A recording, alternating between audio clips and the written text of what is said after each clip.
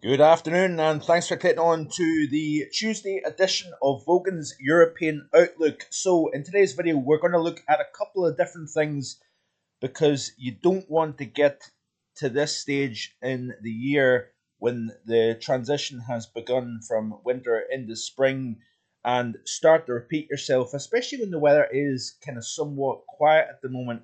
So I thought I would look at a couple of different things, including having a couple of initial thoughts with regards to the upcoming summer season. Believe it or not, yes, it's now time to start doing the research in terms of what I think is going to take place this upcoming summer season. So winter is in the rear view mirror now in terms of meteorology at least, and we have now stepped into meteorological spring. I know that is a debatable word, spring, because you can quite often get midwinter conditions during the month of March. Even April has seen big snows, exceptional cold. So it's not a case of when I mention spring that we're talking about warm spring like weather. This was the scene, by the way, in the first couple of days of March, meteorological spring, and it was actually more like taking a step back 2 months. So it's actually taken for us to enter meteorological spring to almost get alpine like conditions in parts of high elevation UK. And this was the scene in the Lake District in recent days, and some outstanding, beautiful, clear blue skies and a white backdrop. This is another image here by Fell Top Assessors saying that not a view we've seen much of this season, but very much appreciated when it does arrive. Lake District Mountain Rescue teams have been very busy these past few days. Obviously, winter conditions in the mountains of whether it be England, Wales, Scotland, even Northern Ireland as well. You can't underestimate the type of conditions that you can experience even in the month of April. I've been up in the Cairngorms during the month of April. A morning with the temperatures at -6 at low elevations, -6 during the afternoon, bitterly cold wind chills, below -10, ice, hard packed snow. You can actually get some of the biggest snow cover at any time of the year during the spring months. In other words, March, April, I've seen some of the biggest snow depths of the entire year at this time of the year. So very dangerous time of the year because also you've got a lot of warmth in that sun now, especially at high elevation. You can even get sunburn during the month of February, for example.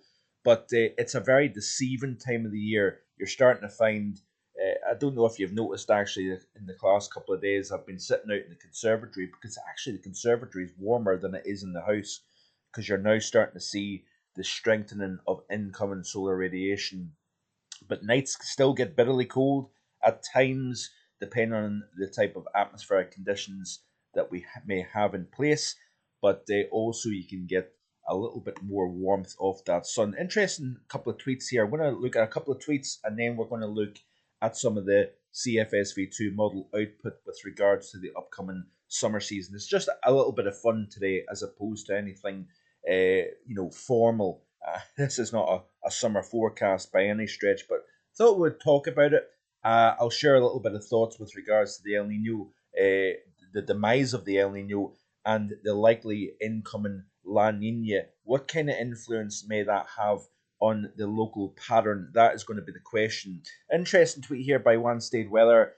Both Glen Nevis and Tulloch Bridge had twice the precipitation of Aviemore. Of course, you've got the rain shadow effect. Aviemore sits in a low-lying kind of almost valley area within the Central Highlands, and a lot of the moisture gets captured in the hills to the west of Aviemore. So Wanstead Weather or Wanstead Weather, I hope I'm pronouncing that right.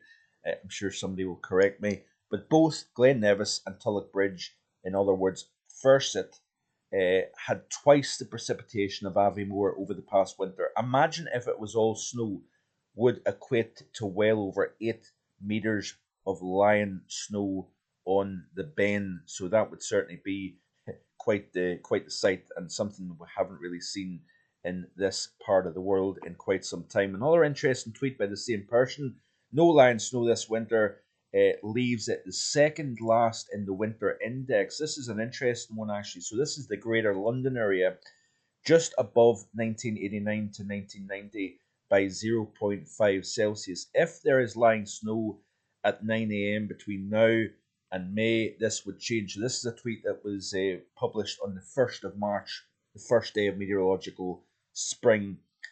But at the moment, winter 2023-24 sits 77th out of the last 78 winters. So it shows you the lack of snow during the past winter just gone.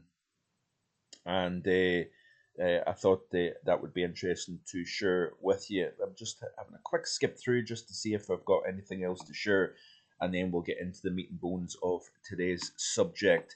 So, interesting tweet here. This was only published within the last hour by World Climate Service. February SSTs, or sea surface temperatures, show that the southeast North Atlantic is the most anomalously warm ocean region at present, locally 2.2 to 3 Celsius above the last 30-year normal. So this is an interesting one because this, I think, plays into the spring and also into the summer equation here. I'm still a little bit indecisive when it comes to rainfall distribution. Transitions between El Nino and La Nina can be a little bit of a tricky one to call, but also there's other parameters that mean that, you know, the normal, if you will, transition between El Nino and La Nina isn't necessarily, you can't just go by what's happened in the past, and all past transitions from warm to cold ENSO indexes, you can't just go by that because we've got a different set of equations. We've got different parameters to look at. In other words, how warm the North Atlantic is. And this is obviously the February anomaly compared to the 91 to 2020 average. And you can see how warm the both the tropical and eastern subtropical Atlantic is. Now, these warmer than average sea surface temperatures have definitely done their work in jacking up the temperature, both December, January, and February, but also the winter combined. I personally think that we are going to have a warmer than average spring and a warmer than average summer. And my initial thinking is that we could have some big back and forths between warm and cooler periods. Now, similar to the winter season, I know the winter generally kind of went off in its own warm state from about the 20th of January. Once we left that cold spell during the middle portion of January, warmth really generally took over. And it's hard to say whether that's going to be the case, but La Nina to me sometimes represents a drying trend in the overall rainfall distribution. Also, these warmer than average sea surface temperature anomalies between the Mediterranean and the Eastern Atlantic means that I think we're going to have possibly an enhanced Azores high pressure system during the latter half of this spring and into the early portions of the summer season. So in other words, we could have drier than average conditions, and consequently, with above average heights, you're going to get above average temperatures.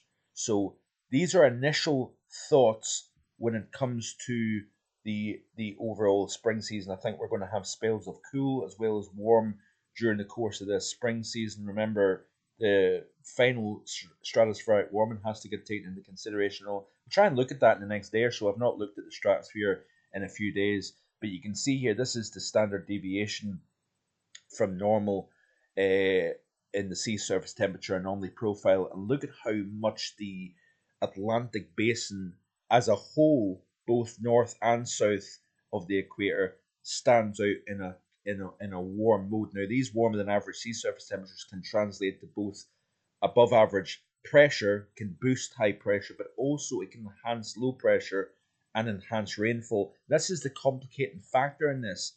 Where do you go? Is it going to boost the Azores high, providing drier conditions, warmer conditions, or is it going to boost lower pressure?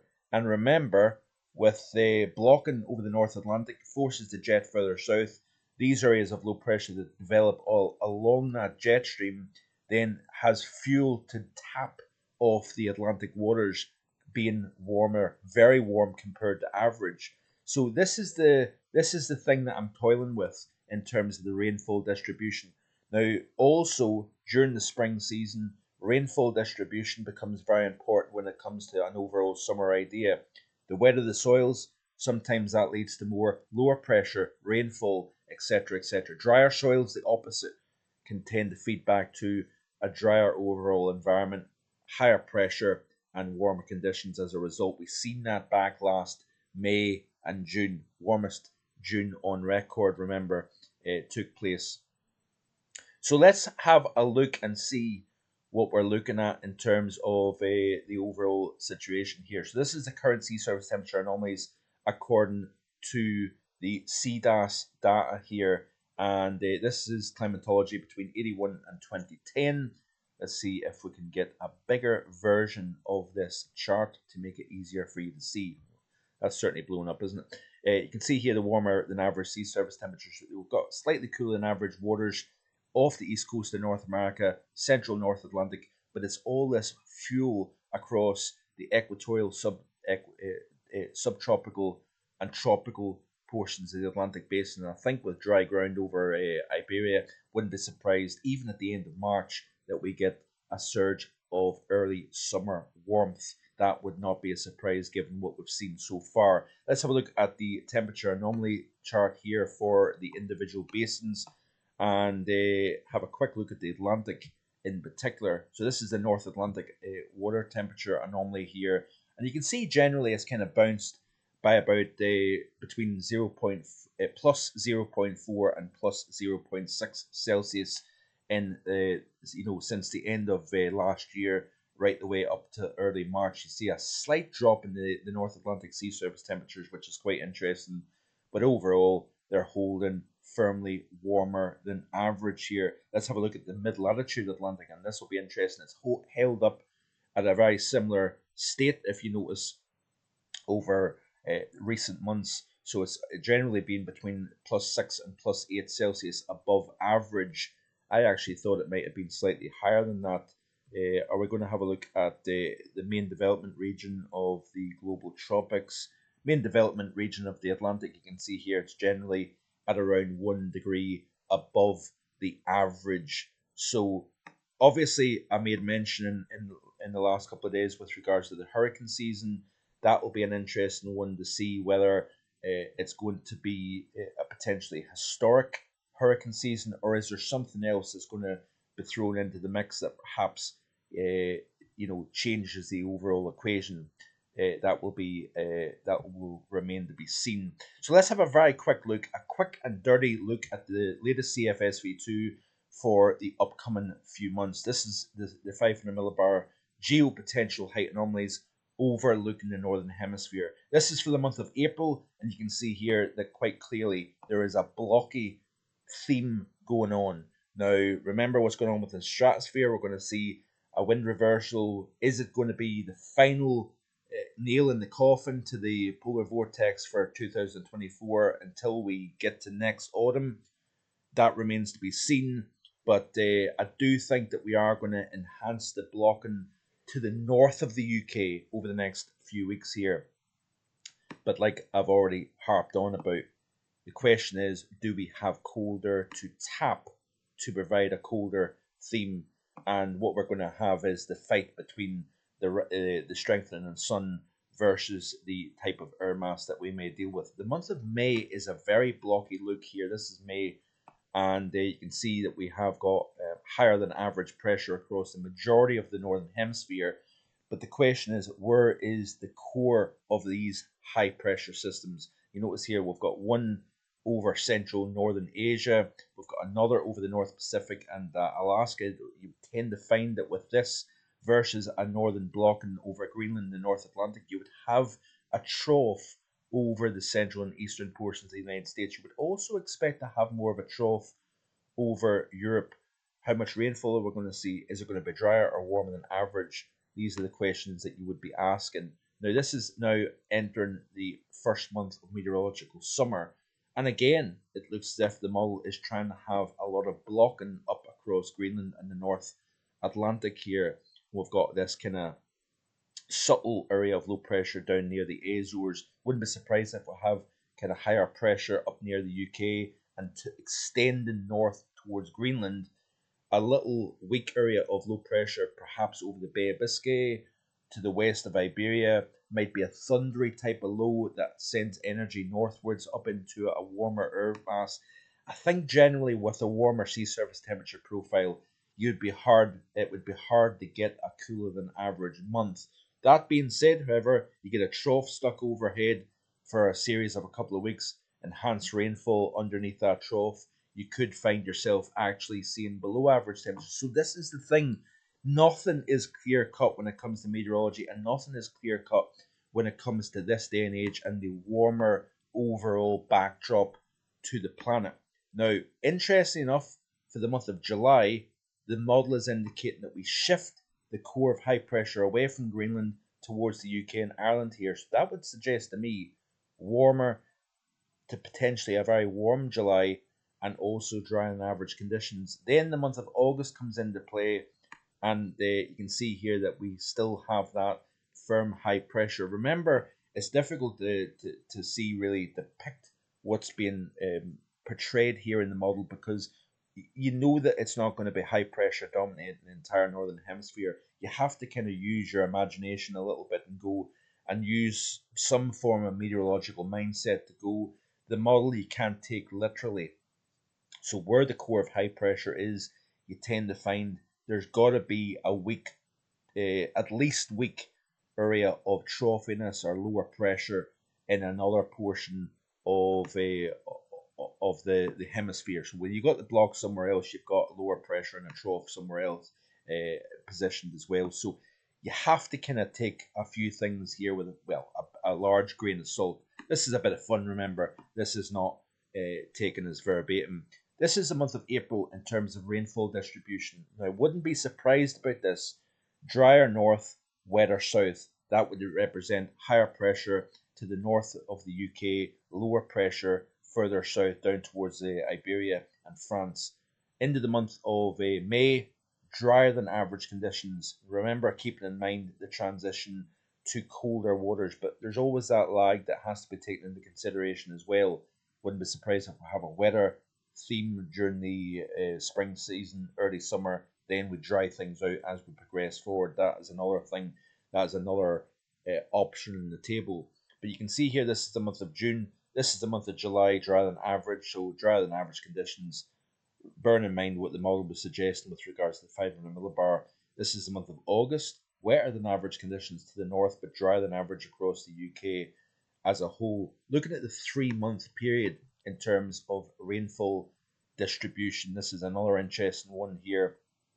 If I can get to the chart, that would be helpful. So the 3-month outlook here, this is for June, July and August, the CFSv2 suggesting drier than average. Let's go back to the monthly increments and look at the temperature anomaly chart here. So go back to the month of April, warmer than average, and that remains to be seen given what I've just said here.